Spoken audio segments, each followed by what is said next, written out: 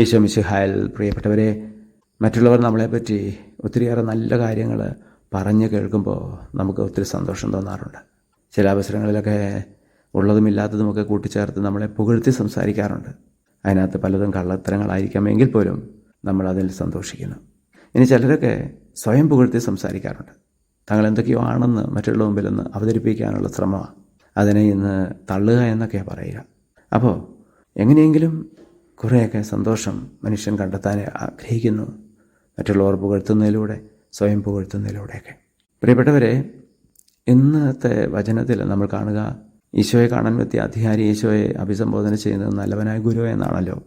അഭിസംബോധന ഈശോ ഒട്ടും ആഗ്രഹിച്ചിരുന്നില്ല. ഈശോയ്ക്ക് അത് ഇഷ്ടപ്പെട്ടുമില്ല. അതുകൊണ്ടാണ് ഈശോ പറയുന്നത് ദൈവം മാത്രമേ നല്ലവനായിട്ടുള്ളൂ എന്ന്. ഈശോ ദൈവപുത്രനാണ്, അവിടുന്ന് പാപമില്ല. എന്നിട്ട് പോലും അവിടുന്ന് സ്വയം എളിമപ്പെടുകയാണ്, വിനീതനാവുകയാണ്. സ്നാപയോഹന്നാൻ്റെ മുമ്പിൽ ശിരസ്സെന്ന് കുനിച്ച് അവിടുന്ന് മാംസം സ്വീകരിച്ചപ്പോഴും അന്ത്യത്താഴവേളയിൽ ശിഷ്യന്മാരുടെ പാദങ്ങൾ കഴിച്ച് ചുംബിച്ചപ്പോഴുമൊക്കെ ഈശോ സ്വയം ചെറുതാവുകയായിരുന്നു. പ്രിയപ്പെട്ടവരെ, മറ്റുള്ളവരുടെ പുകഴ്ത്തൽ നമ്മൾ സ്വയം പുകഴ്ത്തിയൊക്കെ ആനന്ദിക്കാതെ കർത്താവിൻ്റെ മുമ്പിൽ എളിമയോടെ വ്യാപരിക്കുവാൻ നമുക്ക് സാധിക്കട്ടെ. ഈശോയെ ഞങ്ങളെല്ലാവരെയും അങ്ങ് സമൃദ്ധമായിട്ട് അനുഗ്രഹിക്കുമാറാകണമേ, ഇപ്പോഴും എപ്പോഴും എന്നേക്കും. ആമേൻ.